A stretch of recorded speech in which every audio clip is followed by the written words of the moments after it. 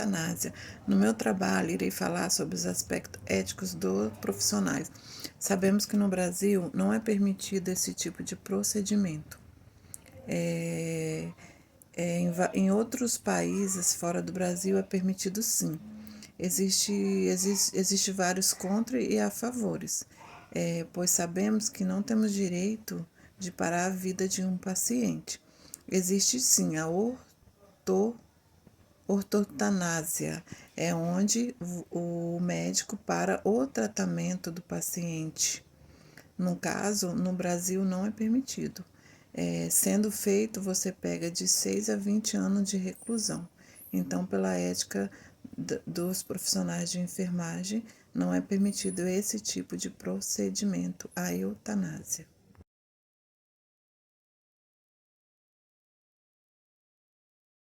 Na atualidade, a questão da eutanásia é muito latente no cotidiano dos profissionais da área da saúde, principalmente os médicos e os enfermeiros, né, que tem como a prioridade assegurar a vida dos pacientes.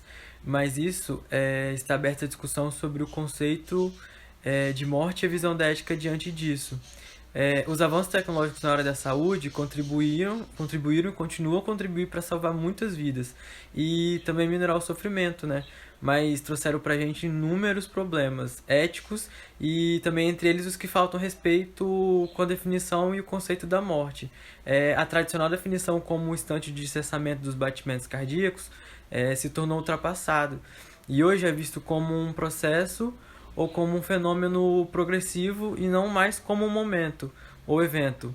E também a gente sabe que quando o assunto é eutanásia versus ética envolvendo profissionais de saúde, se acredita em uma solução a qual se refere de cuidado paliativo.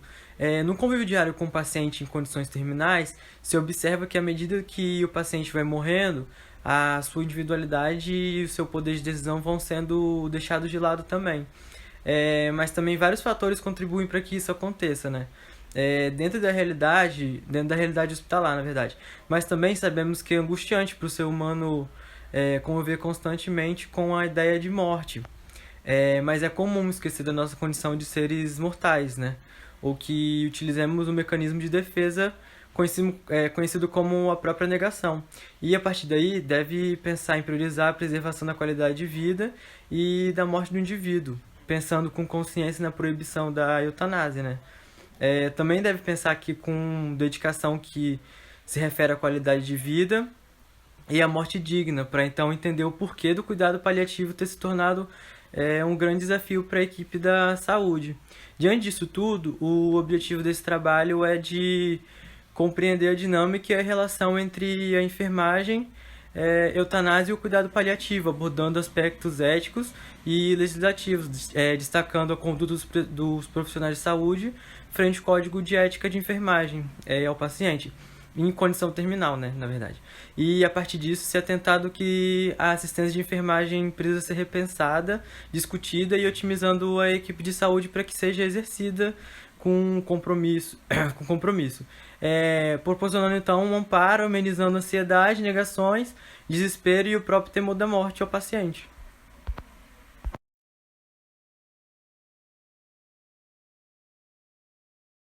Enfermagem estão envolvidos, todos aqueles, né, gente?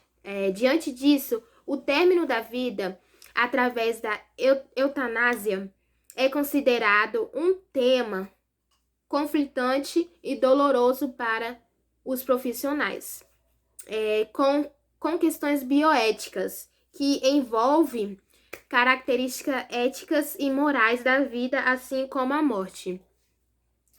Objetiva-se discutir aspectos éticos da atuação do profissional enfermeiro em relação às situações de eutanásia.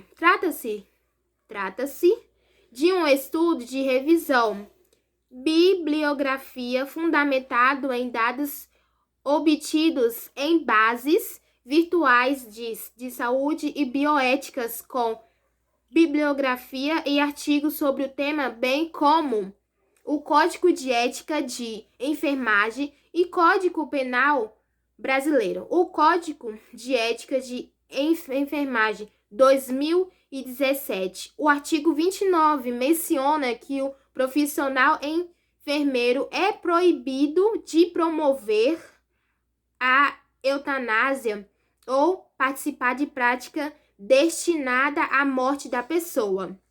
Cabe-se ressaltar que a eutanásia é caracterizada como crime de homicídio, disposto no Código Penal brasileiro no artigo 1º.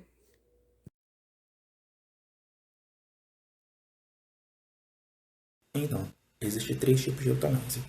A voluntária, que é consentida a pedido da pessoa que deseja a morte.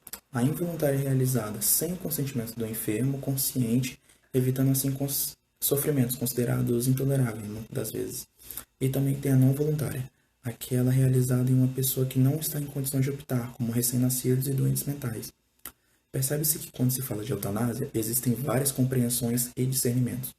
Dentre esses discernimentos, pode variar a partir de interpretações subjetivas, sem levar em consideração o conceito real da palavra, como o direito de escolha, as questões religiosas que recebem a vida como um dom divino sobre o qual o homem não tem direito algum de intervir, e ainda as questões legais, que enfocam as leis ou códigos de ética dos profissionais envolvidos na assistência sobre o que fazer ou não fazer. Ao longo da história, esses discernimentos foram burlados, no sentido de obter um apoio maior ou até mesmo segurança para a realização da eutanásia. Decorrente deste processo, novos termos surgiram, como o objetivo de melhor descrever o procedimento que envolve a eutanásia. Dentre os termos, o primeiro é distanásia, que significa uma morte lenta, sem sofrimento.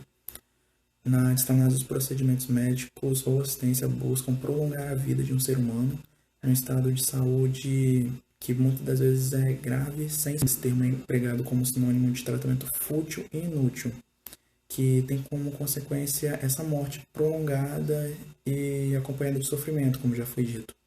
O conceito mais atualizado da distanásia consiste simplesmente em deixar a pessoa viver com o mínimo de sofrimento, sendo amenizada por meio de administração de medicamentos, como sedativos e analgésicos. Outro termo também é a ortotanásia, que popularmente é conhecido como morte no seu tempo certo ou morte correta. Mas, em um conceito mais complexo, a ortotanásia procura respeitar o bem-estar global da pessoa e garantir dignidade no seu viver e no seu morrer, sendo de maneira natural.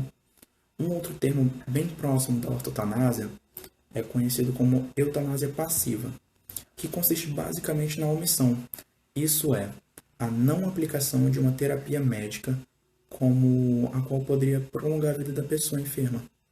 Por exemplo, a não aplicação de ventilação mecânica ou até mesmo a desconexão do respirador em um paciente em fase terminal, sem esperança de vida. Nesse caso, o que ocorre é o adiantamento da morte por um breve período de tempo, prolongando um sofrimento desnecessário. Este termo é o que maior ganha evidência no meio profissional.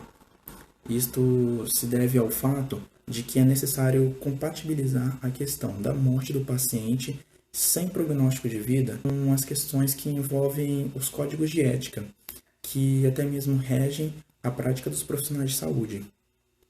Este ponto é bastante central dentro dos ambientes altamente permeados pelos avanços tecnológicos, que por sua vez estão cada vez mais permitindo uma sustentação de vida por meio de métodos artificiais e contracena com a necessidade de promover uma morte digna e sem sofrimento.